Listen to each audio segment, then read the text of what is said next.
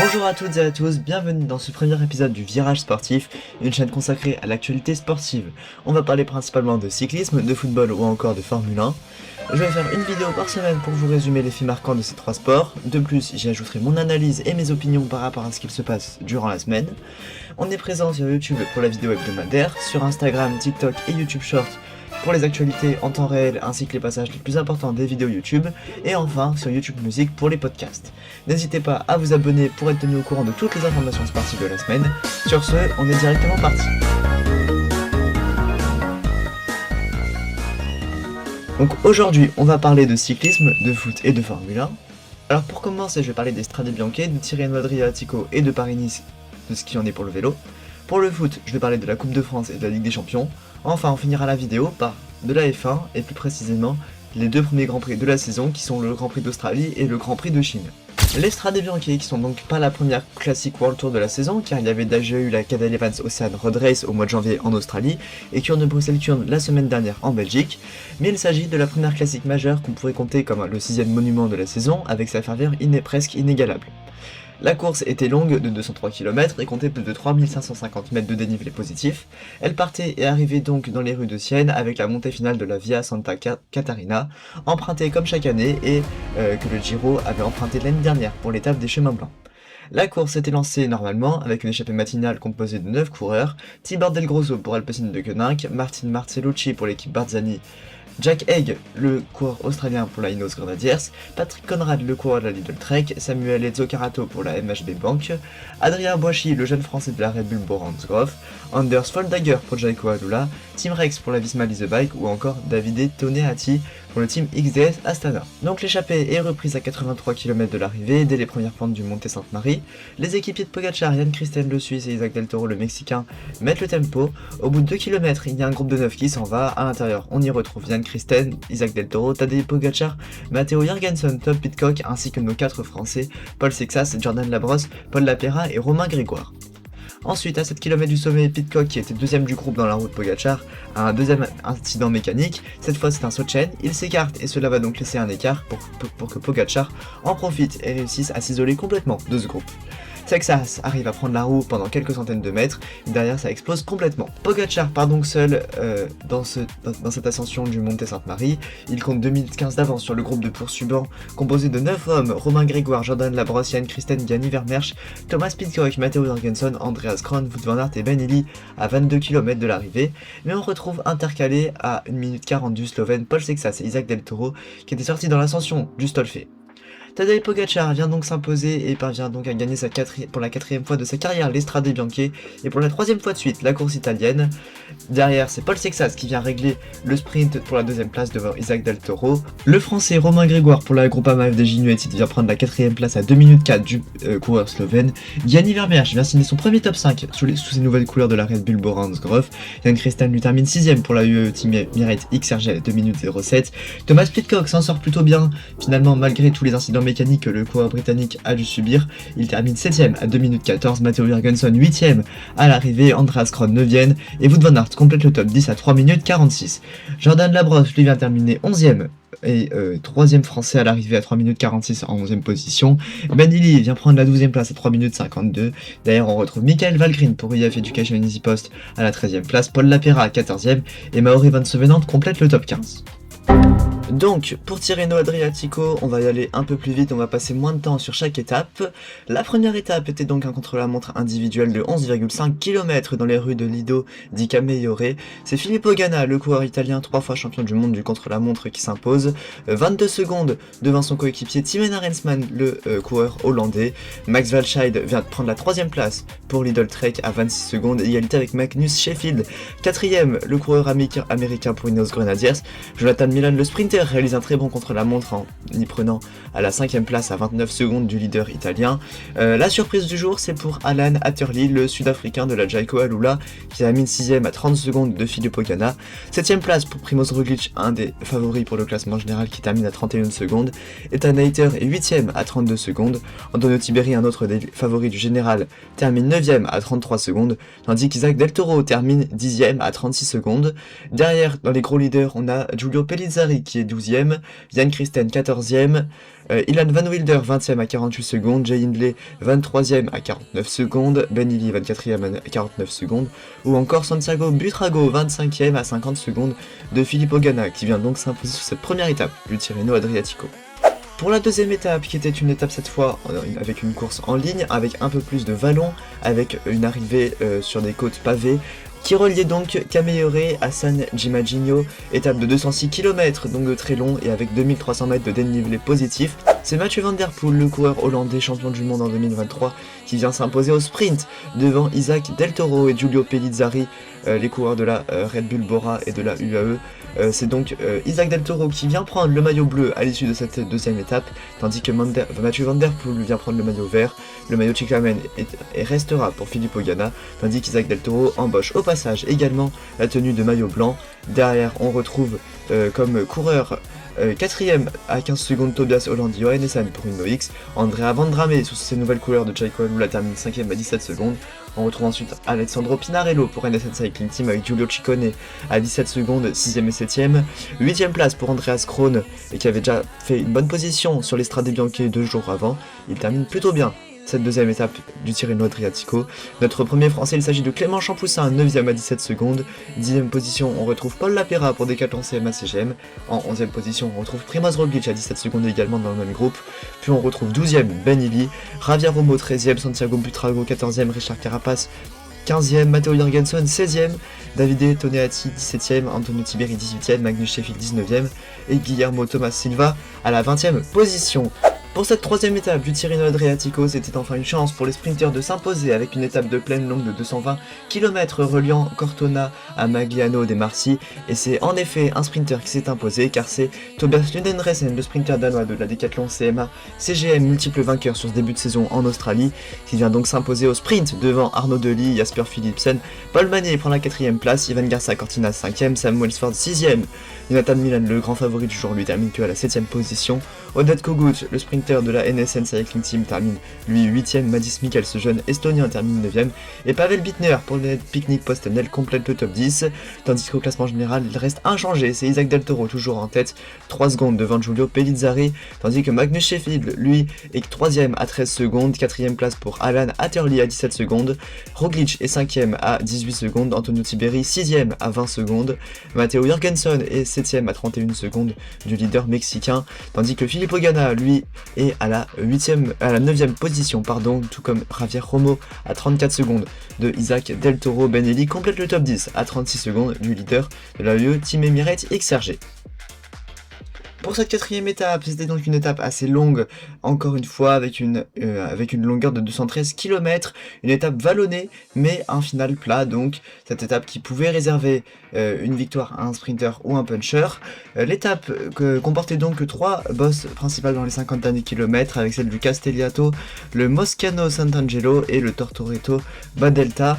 Dans cette étape, c'est bien un puncher qui s'impose, car mesdames et messieurs, c'est la deuxième victoire en l'espace de 3 journées pour Mathieu Van Der Poel, qui gagne au sprint devant Giulio Pellizzari et Tobias Holland, Johannesson, tandis que Clément Champoussin termine 4ème, Wout van Aert 5ème, Ben Illy 6ème, Andrea Vendrame confirme sa bonne forme en terminant 7ème, Alessandro Pinarello 8ème, Filippo Ganna 9ème, et le maillot jaune, le maillot bleu, Isaac Del Toro termine à la 10ème position. Ils sont donc un total de 13 coureurs avec Jorgensen, Roglic, Ciccone à terminer dans le groupe de Mathieu Van Der Poel. De ce qui en est pour le classement général, c'est Pellizzari qui reprend la tête grâce aux bonifications. Le coureur italien de la Red Bull Bora Hansgrohe est donc en tête 2 secondes devant Isaac Del Toro au classement général, tandis que Primoz Roglic est 3ème à 21 secondes, Matteo Jorgensen est 4ème à 34 secondes et c'est Ben Illy qui complète le top 5 avec 39 secondes de retard sur le leader italien. 6ème place pour Andrea Vendrame, qui est donc énormément en forme et qui va permettre à son équipe Jayco Alula de remporter des points UCI. Il est 6ème à 42 secondes dans le même temps que Magnus Sheffield, qui est lui 7ème. Giulio Ciccone, lui pour Lidl Trek, est 8ème. Et la surprise de la semaine, encore un coureur de Jayco Alula, c'est Alan Atterley qui est 9ème au classement à 46 secondes, tandis qu'Antonio Tiberi est 10ème pour l'équipe Bahrain Victorious à 49 secondes.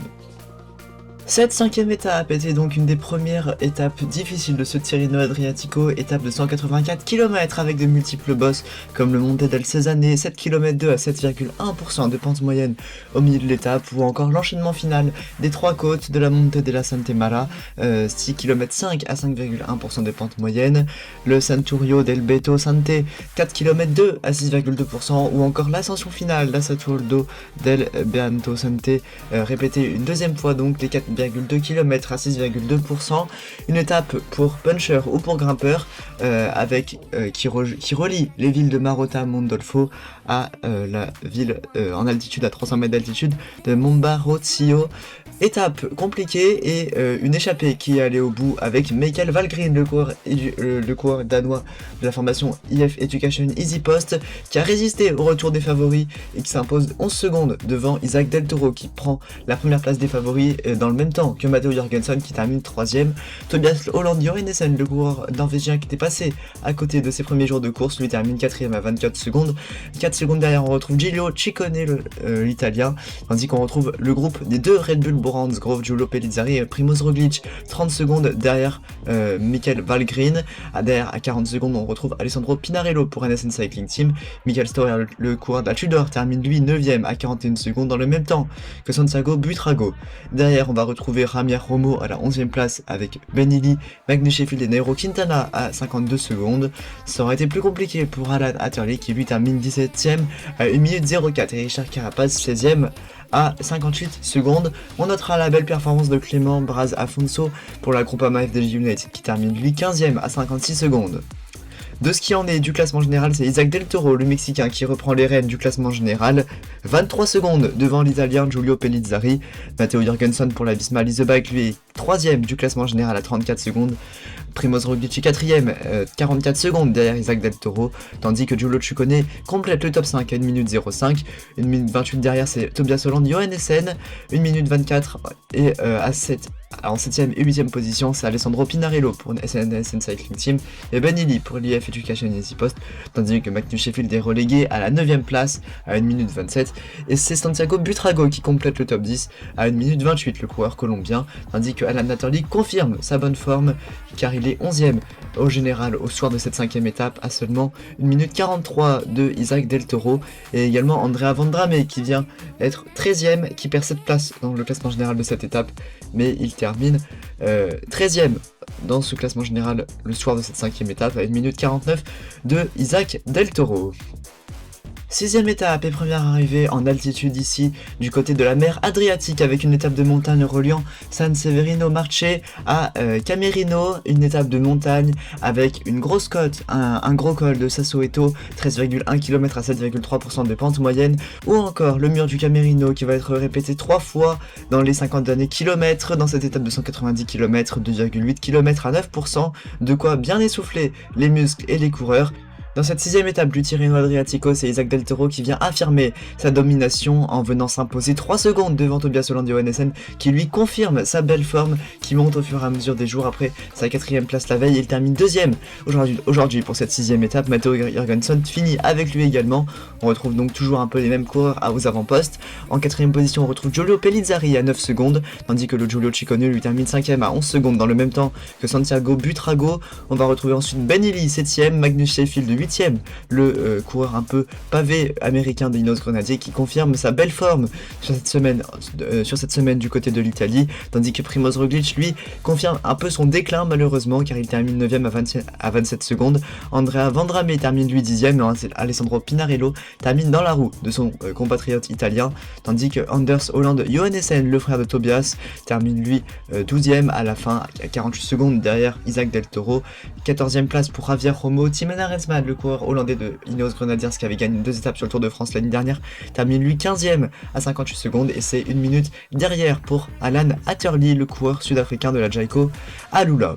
Pour le classement général, c'est Isaac Del Toro qui conserve sa tunique de leader, 42 secondes devant Giulio Pellizzari, donc il en a profité pour accentuer son avance sur ces 2 dernières étapes, et il est presque sûr de remporter ce Tirreno Adriatico 2026. Giulio Pellizzari est donc 2ème à 42 secondes, mais se bat encore pour la 2ème place, car derrière il y a Matteo Jorgensen, le coureur américain de la Visma, qui est 3ème à 43 secondes, soit une derrière de 1 seconde derrière le coureur italien. Tobias Holland-Johannessen, lui, aura fait une belle remontée au classement général en terminant 4ème à 1 minute 15 le soir de cette 6ème étape, tandis que Primoz Roglic est quand même 5ème au classement général.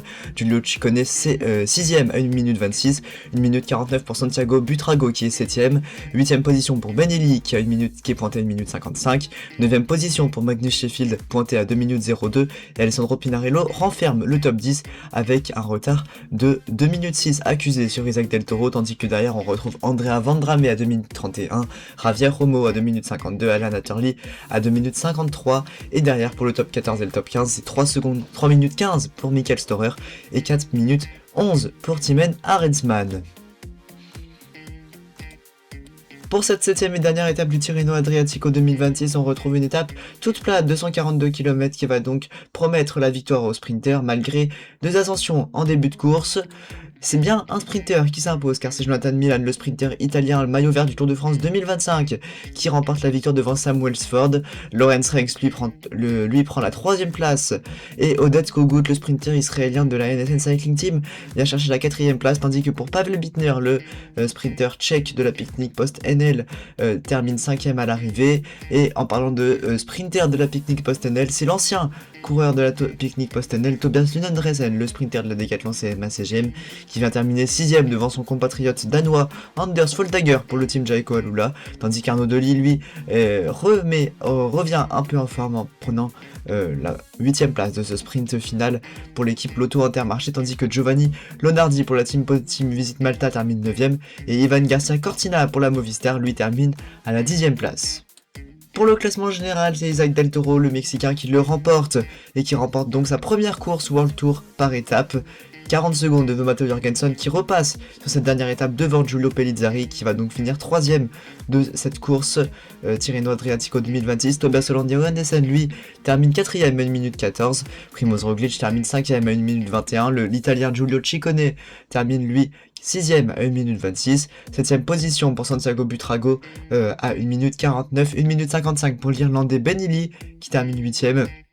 9ème place pour Magnus Sheffield pour les Neos Grenadiers à 2 minutes 02, et enfin 3ème italien dans le top 10, Alessandro Pinarello pour NSN Cycling Team qui termine 10ème de ce classement général à 2 minutes 06 de Isaac Del Toro. Faisons le point sur les autres classements, et c'est Isaac Del Toro qui remporte également le classement par points avec 36 points. Il devance de 2 points le Norvégien Tobias Holland-Johannessen. C'est Giulio Pellizzari qui termine 3ème de ce classement, tandis que Mathieu Van Der Poel, double vainqueur d'étape sur la 2ème et la 4ème étape, termine lui 4ème avec 24 points, et c'est Matteo Jorgensen, l'américain de la Team Visma Lease a Bike, qui complète le top 5. Pour le classement du meilleur grimpeur, c'est Pablo Diego Sevilla, le coureur espagnol de la Team Polti Visit Malta, qui remporte ce classement avec 33 points, soit 12 points devant Juan Bou, le coureur espagnol de la Cara Rural Seguros RGA, qui termine donc 2ème à 21 points. Isaac Del Toro lui empoche la 3ème place avec 18 points. Il devance donc dans cette dernière étape Timo Kellich, le coureur belge de la Team Visma Lease a Bike, qui termine 4ème à 17 points. Et c'est la 5ème place pour ce classement de meilleur grimpeur avec 15 points pour Michael Valgren, le coureur danois de l'UF Education Easy Post. Le classement des jeunes est bien entendu remporté par Isaac Del Toro, le Mexicain, 42 secondes devant Giulio Pellizzari et 2 minutes 02 devant Magnus Sheffield. On notera la très belle place de Thomas Guillermo Silva, 5ème à 13 minutes 55 tout de même, et Roland Brieux, 6ème de ce classement du meilleur jeune sur ce Tirreno Adriatico 2026 à 14 minutes 58 de Isaac Del Toro. Le classement par équipe est remporté par la formation allemande Red Bull Bora Hansgrohe, 8 minutes 17 devant IF Education Easy Post, et l'équipe Emirati termine 3ème à 10 minutes 22. Pour cette première étape du Paris-Nice 2026, c'est une étape de plaine qui reliait Archer à Carrières-sous-Poissy, une étape de 170,9 km promise aux sprinters, et comme prévu, c'est une arrivée massive qui a lieu dans les rues de Carrières-sous-Poissy. C'est l'américain pour l'équipe IF Education Easy Post, Luc Lamperti, qui vient s'imposer au terme d'un sprint massif devant le belge de la Lotto Intermarché Vito Braet, et en 3ème position on retrouve le champion du Venezuela, Orius Aola. De ce qui en est du classement général, c'est donc Luc Lamperti qui va revêtir la tunique jaune à l'issue de cette première étape devant Vito Braet et devant Orius Aolar. Dans ce qu'en est pour le maillot vert, c'est exactement la même chose, c'est Luc Lamperti, le coureur américain, qui portera cette tunique le lendemain, et par procuration ce sera le Belge Vito Braet qui le portera. Orius Aolar lui est également 3ème de ce classement. Derrière pour le maillot à poids, enfin du changement, c'est Kasper Pedersen, le coureur danois de l'équipe Soudal Quick-Step, qui vient remporter ce maillot sur cette première journée devant le jeune français de la Total Energy Mathis Lebert. Max Walker pour AF Education Easy Post vient lui prendre la 3ème place de ce classement de meilleur grimpeur au soir de la première étape. Et pour le maillot blanc, c'est Luc Lamperti également qui est le leader de ce classement. C'est Milan Fretin, le belge de la Cofidis, qui le portera par procuration. Tandis que c'est Steven Lolland, le norvégien de l'équipe Uno X Cycling Team, qui lui sera 3ème de ce classement à l'issue de cette première étape.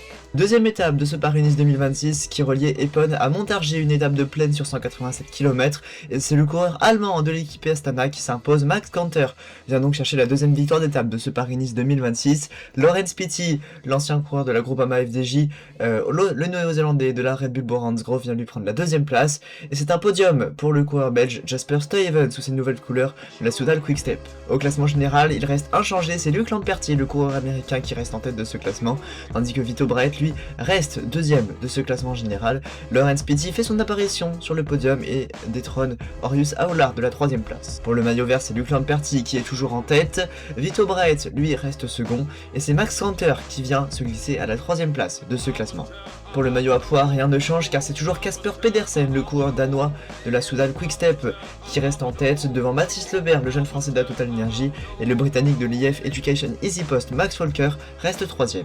Pour le maillot blanc, c'est toujours Luc Lamperti qui reste en tête, mais cette fois il passe devant Laurens Pitty, le néo-zélandais de la Red Bull Boransgrove, et le coureur surprenant de cette 2ème étape qui fait son apparition sur un podium, il s'agit de Juan Ayuso, le coureur espagnol de la Lidl Trek, favori pour le classement général, qui vient donc déjà se positionner dès la 2ème étape parmi les meilleurs sur ce Paris-Nice en prenant la 3ème place du classement du meilleur jeune. 3ème étape de ce Paris-Nice 2026, et c'est enfin plus une étape pour les sprinters qui attend les coureurs, mais bel et bien un contre-la-montre par équipe de 23,5 km reliant Cône, Cours-sur-Loire à Pouilly-sur-Loire. C'est la formation britannique Ineos Grenadiers qui s'impose devant Lidl Trek, la formation allemande, et la surprise du jour, c'est la formation française Decathlon CMA CGM sous son nouveau nom, qui vient donc prendre la 3ème place de ce chrono par équipe. Le classement général est donc bien changé à l'issue de cette 3ème étape. C'est Juan Ayuso, le coureur espagnol de la Lidl Trek, qui prend les commandes du classement général en prenant le maillot jaune dès cette 3ème étape, tandis que Kevin Vauquelin, le coureur français, lui passe 2ème au classement général. Oscar Onley, le coureur britannique également de la Ineos Grenadiers comme Kevin Vauquelin, c'est pas affiché à l'écran mais les deux sont chez Ineos, prennent la 2ème et 3ème place. De ce qui en est du maillot vert, il ne reste inchangé car c'est toujours Luc Lamperti, le coureur américain, qui reste en tête devant le coureur belge Vito Braet et l'allemand Max Kanter. Le maillot à poids n'a pas changé non plus car il n'y a pas eu de points distribués sur ce contre-la-montre par équipe. Il s'agit bel et bien de Kasper Pedersen, le coureur danois de la Soudal Quick-Step, qui reste en tête devant Mathis Lebert et Max Walker. Enfin, le maillot blanc change également et c'est le même classement qu'au niveau du classement général. C'est Juan Ayuso qui sera maillot blanc à l'issue de cette étape. Par procuration, c'est Kevin Vauquelin qui l'emportera sur la 4ème journée du Paris-Nice 2026.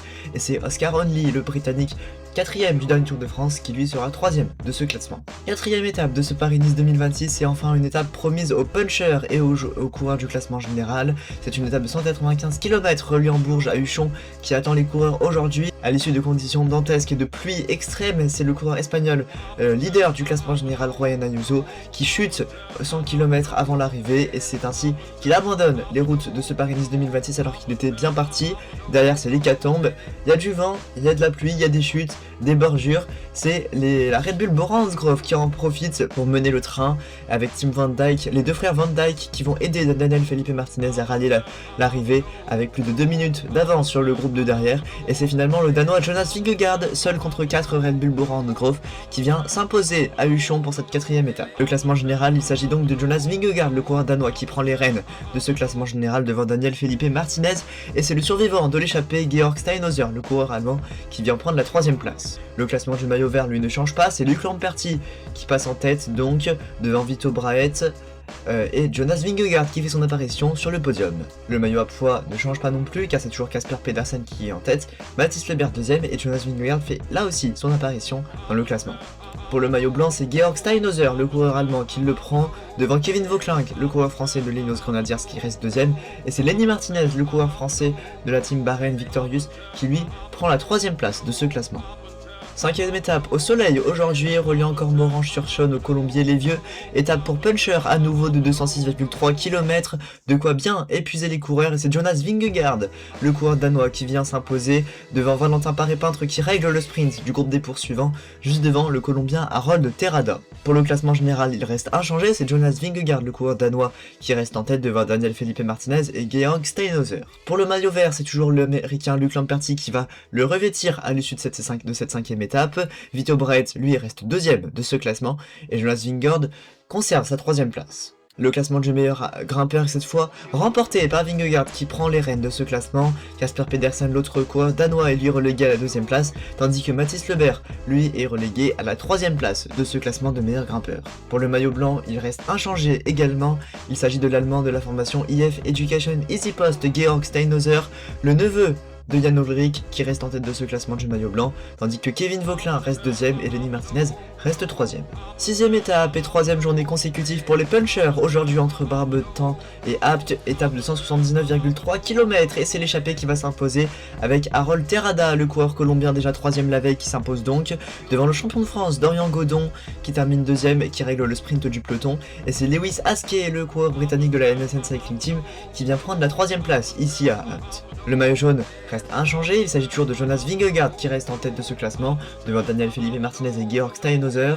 Pour le maillot vert, Luc Lamperti reste en tête, Jonas Vingegaard cette fois prend la 2e place au profit de Vito Braet, et Dorian Godon, le champion de France, fait son apparition sur le podium. Le classement du meilleur grimpeur, c'est Jonas Vingegaard qui accentue son avance devant les deux coureurs de la Skodal Quick-Step et de la Total Energy, Casper Pedersen et Mathis Lebert. Pour le classement du maillot blanc, il reste à nouveau inchangé, c'est Georg Steinhauser qui reste en tête devant Kevin Vauquelin et Lenny Martinez. 7e et avant-dernière étape de ce Paris-Nice 2026, une étape marquée par la pluie et par la neige, une étape qui était initialement faite pour les grimpeurs de 140 km, qui va finalement faire que seulement 47 km dû à la neige présente sur les hauteurs niçoises. L'étape va donc relier Nice à Isola Village sur une étape de 47 km, après une échappée solitaire d'un coureur de l'Alpecin de Koenig. C'est une arrivée en peloton sous des conditions dantesques, et c'est le champion de France Dorian Godon, 2e la veille, qui vient s'imposer devant l'Érythréen maillot vert au Tour de France 2024, Biniam Girmay, tandis que Xes Bol, le coureur hollandais sous ses nouvelles couleurs de la Decathlon CMA CGM, vient chercher la 3e place. Le classement du maillot jaune est donc ainsi non bouleversé grâce à cette étape où il n'y a pas eu de bataille entre les favoris. C'est Jonas Vingegaard qui reste en tête devant Daniel Felipe Martinez et Georg Steinhauser. Le classement du maillot vert change donc totalement à l'issue de cette 7e étape. C'est Dorian Godon qui repasse en tête, juste devant Luc Lamperti qui cède enfin son maillot vert après 7 jours d'avoir porté la tunique. Et c'est Laurens Petty qui revient 3e à ce classement devant Jonas Vingegaard. De ce qui en est du maillot à poids, Jonas Vingegaard en profite à nouveau pour accentuer son avance sur Casper Pedersen et Mathis Lebert. Pour le maillot blanc, il reste à nouveau inchangé également, c'est Georg Steinhauser qui reste en tête devant Kevin Vauquelin et Lenny Martinez. 8e et dernière étape de ce Paris-Nice sous le soleil aujourd'hui, étape entre Nice et Nice qui n'arrivait pas comme c'était sur la tradition sur la promenade des Anglais avec le col d'Est dans les derniers kilomètres, dû aux élections municipales ce jour-là, ce dimanche 15 mars 2026, mais c'est quand même une arrivée à Nice, étape courte de seulement 130 km, qui grimpe un peu moins que d'habitude, et ça a permis au jeune français Lenny Martinez, déjà vainqueur l'an passé sur les routes du Paris-Nice, de s'imposer à l'issue d'un raid solitaire avec Jonas Vingegaard au sprint. Harold Terrada lui vient régler le sprint du groupe des favoris et prendre la 3e place et signer son 3e podium sur ce Paris-Nice 2026. Derrière, le classement général est donc remporté par Jonas Vingegaard qui va aller chercher ce maillot jaune 3 minutes 15 devant Daniel Felipe Martinez qui lui a eu du mal à rallier l'arrivée sur cette dernière étape, mais sauve sa 2e place et son podium. Georg Steinhauser, lui, à l'issue d'une belle échappée lors de la 4e étape, aura réussi à conserver son podium et ainsi finir 3e de ce Paris-Nice 2026. Pour le classement du maillot vert, il est finalement renversé sur la toute dernière étape. Il s'agit de Jonas Vingegaard qui le remporte devant Dorian Godon, malgré sa victoire d'étape et sa 2e place sur les 2 dernières journées. Et Luc Lamperti est malheureusement relégué à la 3e place du classement de meilleur sprinter malgré sa victoire sur la première étape. Pour le maillot à poids, c'est Jonas Vingegaard qui le remporte. Valentin Paré-Peintre, à l'issue d'une échappée solitaire, va réussir à passer sur la 2e marche du podium dans ce classement devant c'est Casper Pedersen qui lui va terminer 3e, comme son coéquipier de la Soudal Quick-Step qui termine 2e. Pour le maillot blanc, il est remporté par Georg Steinhauser devant Kevin Vauquelin qui lui est 4e au classement général, et Lenny Martinez termine lui 3e de ce classement du maillot blanc et 5e au classement général de ce Paris-Nice 2026.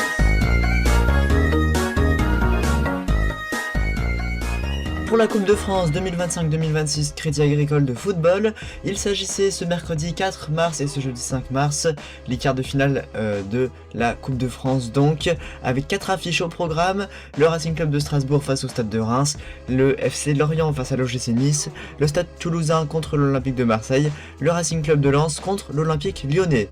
À l'issue de ces matchs, le Racing Club de Strasbourg, l'OGC Nice, le FC Toulouse ainsi que le Racing Club de Lens ont obtenu leur billet de qualification pour les demi-finales. Le RC Strasbourg est le seul club à s'être qualifié sans passer par la séance de tir au but. Les Alsaciens ont marqué 2 buts sur penalty dans les 10 dernières minutes de jeu. Dans le temps additionnel, le Rémois Zabi a réduit le score à 2 buts à 1, mais le club pensionnaire de Ligue 2 n'a pas réussi à aller accrocher la prolongation contre le club alsacien. Quant à lui, le match entre les Aiglons et les Merlus a été beaucoup moins spectactueux. Les deux clubs se sont départagés au tir au but et c'est au bout du 6ème tir au but que l'OGC Nice en est venu de leur adversaire sur les Lorientais.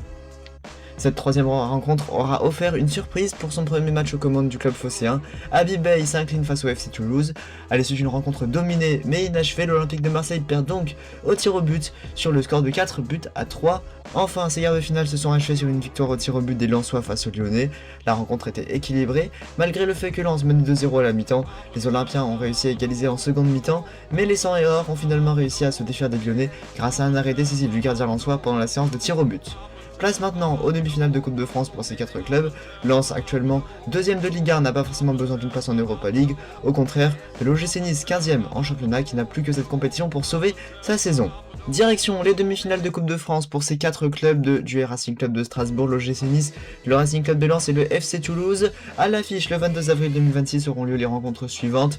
Le RC Strasbourg rencontrera l'OGC Nice au stade de la Méno en Alsace et le Racing Club de Lens accueillera les Toulousains dans son stade. Rendez-vous à 21h le 22 avril 2026 pour les demi-finales de la Coupe de France pour découvrir quel club pourra potentiellement succéder au Paris Saint-Germain. Maintenant, on va parler de la Ligue des Champions 2025-2026 et plus précisément des 8e de finale. Les matchs allés ont eu lieu ces mardi et mercredi 10 et 11 mars 2026. Le premier match du jour, il a été remporté par le Real Madrid 3-0 devant Manchester City. Ensuite, dans ce match aller, il y a eu une victoire écrasante de l'Atlético Madrid 5 buts à 2 devant le club anglais de Tottenham. Une autre victoire écrasante du Bayern Munich face à l'Atalanta Bergame. Et enfin, le Paris Saint-Germain, vainqueur en titre, champion en titre de la Ligue des Champions, qui s'impose 5 buts à 2 face au club de Londres, Chelsea. Enfin, ces matchs allés des 8e de finale de la Ligue des Champions 2025-2026 se sont conclus sur des résultats un peu plus ternes avec la victoire surprise de Galatasaray, le club turc face à Liverpool. Newcastle, eux, ont accroché le match nul face au FC Barcelone. Le Bayer Leverkusen a très bien tenu face au club des Gunners, leader de Première Ligue actuellement, et avec sous le score de 1 partout. Et la deuxième surprise de la soirée, il s'agit du club du Cercle polaire norvégien, Bodo Glimt, qui vient s'imposer 3-0 face au Sporting Club Portugal Lisbonne. Enfin, pour terminer la vidéo, on va parler du Grand Prix d'Australie, du Grand Prix de Melbourne et plus précisément du Grand Prix qui se déroule sur le circuit de l'Albert Park, ce circuit mi-urbain dans la ville de Melbourne. Donc première course de la saison 2026 de Formule 1 et première course avec donc une nouvelle écurie qui fait son entrée, Cadillac, qui amène ainsi ses 2 nouveaux pilotes, Valtteri Bottas et Sergio Perez, tandis que sur le reste de la grille, il y a eu très peu de changements car c'est Arvind Lindblad qui arrive chez Racing Bull, Yuki Tsunoda lui se retire de Formule 1 et c'est Isaac Hadjar qui va passer de l'équipe Racing Bull à l'écurie de Red Bull. À la 22e place et à la 21e place, on retrouve donc 2 pilotes qui n'ont pas pu commencer la course. Il s'agit de Nico Hülkenberg pour la nouvelle écurie Audi et pour Oscar Piastri pour McLaren, 3e au championnat du monde pilote l'an passé. À la 20e et dernière position dans les classés, on retrouve Isaac Hadjar, le pilote français au volant de sa Red Bull, qui était parti 3e sur la grille de départ, mais qui malheureusement pour lui a dû abandonner dû à un problème de fiabilité du moteur. Le pilote finlandais Valtteri Bottas fait ses retours en Formule 1, ses retours pas très bien négociés en venant prendre la 19e place de ce Grand Prix d'Australie après un abandon de course. Abandon également pour le pilote espagnol Fernando Alonso, le 18e double champion du monde pour Aston Martin qui termine donc 18ème de ce Grand Prix de Melbourne. Lance Stroll pour Aston Martin termine lui 17ème, il est disqualifié et il prend 15 tours de retard sur les premières voitures. Aston Martin fait un très mauvais début de saison et a de gros problèmes avec sa voiture et son nouveau motoriste Honda. À la 16e place, en surprise, on retrouve le deuxième pilote de Cadillac, Sergio Pérez, qui fait lui aussi son retour en Formule 1 après l'avoir quitté un an en 2025. Le pilote mexicain termine donc très loin des meilleurs dans cette première course car il termine à 3 tours. Ensuite, nous retrouvons les Williams avec Carlos Sainz qui lui termine 15e de ce Grand Prix, 2 tours derrière les meilleurs.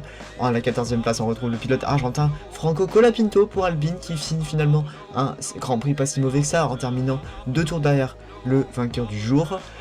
Pour Alpine, c'est un bon résultat, vu au résultat de la saison dernière qui était catastrophique. Liam Lawson, le pilote néo-zélandais de la Racing Bull, lui termine 13e à un tour de retard. Alexander Albon lui termine 12e pour Williams. Esteban Ocon, le pilote français de la Haas, termine lui 11e.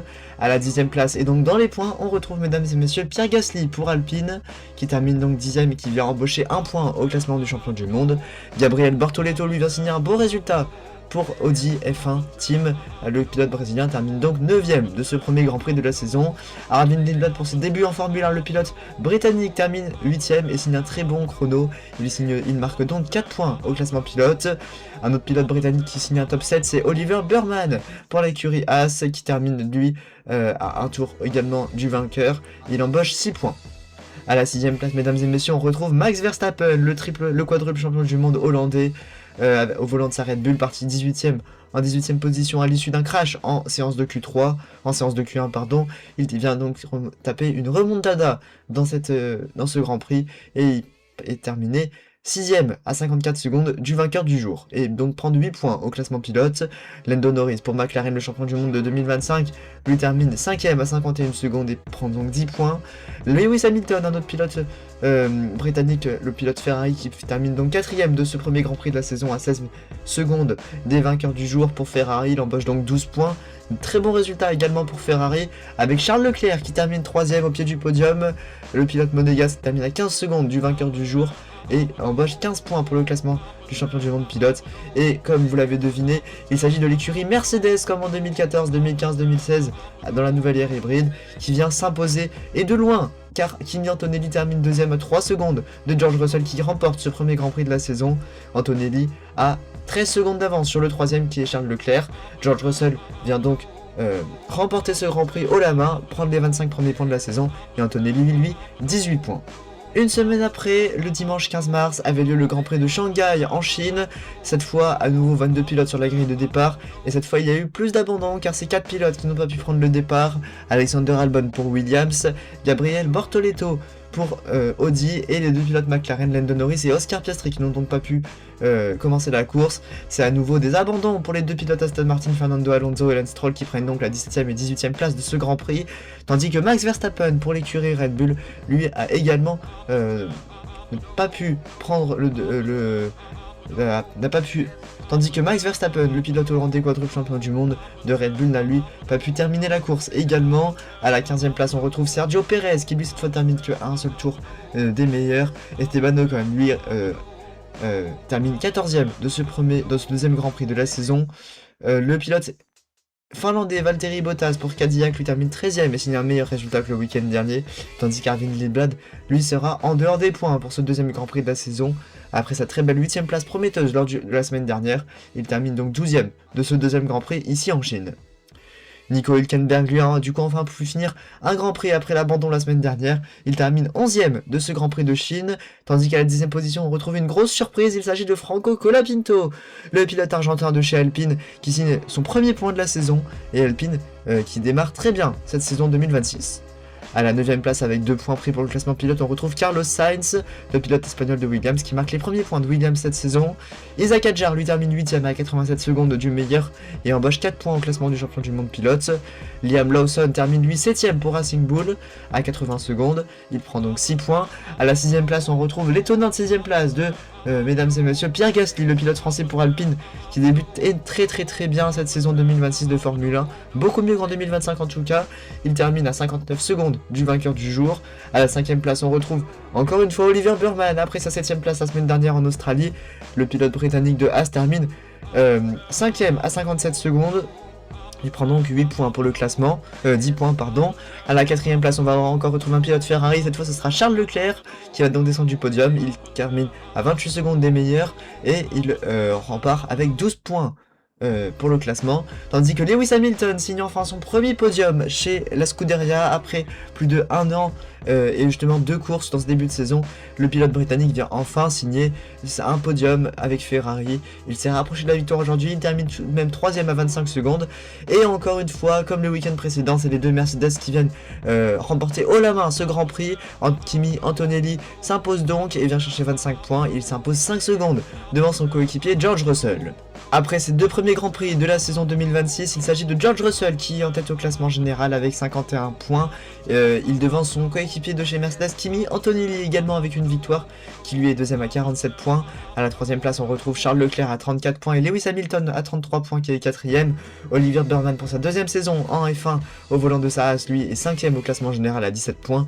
Lando Norris, après avoir pu courir qu'un seul Grand Prix, termine est 6ème sur ce classement général à 15 points, tandis que Pierre Gasly pour Alpine est 7ème avec 9 points. Derrière on retrouve Liam Lawson et Max Verstappen 8ème et 9ème égalité à 8 points.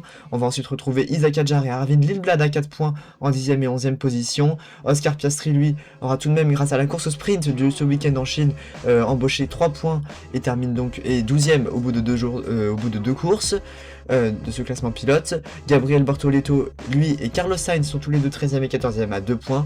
Et enfin c'est Franco Colapinto qui est 15ème avec 1 point, tandis que derrière on retrouve Esteban Ocon, Nico Hülkenberg, Alexander Albon, Valtteri Bottas, Sergio Perez, Fernando Alonso et Lance Stroll à 0 points. De ce qui en est du classement constructeur, c'est déjà une large avance pour l'écurie allemande Mercedes qui est déjà à 98 points après ses deux premiers Grands Prix de la saison. Ferrari est deuxième, loin devant le reste avec ses 67 points, tandis que McLaren est troisième à 18 points. La place est rude pour le podium avec Haas qui joue le podium donc avec ses 17 points marqués par Oli Berman. La Red Bull Racing est elle, tout comme la Racing Bulls, à 12 points en 5ème et 6ème position. Alpine est elle 7ème et démarre très bien cette saison avec 10 points, seulement 2 points de retard sur Red Bull. Williams, elle, et cette écurie est assez loin, tout comme Audi avec en 8ème et 9ème position à 2 points, tandis que pour Cadillac et Aston Martin, les deux dernières écuries, c'est plus compliqué car en effet elles sont à 0 points marqués sur ces deux premiers week-ends de course.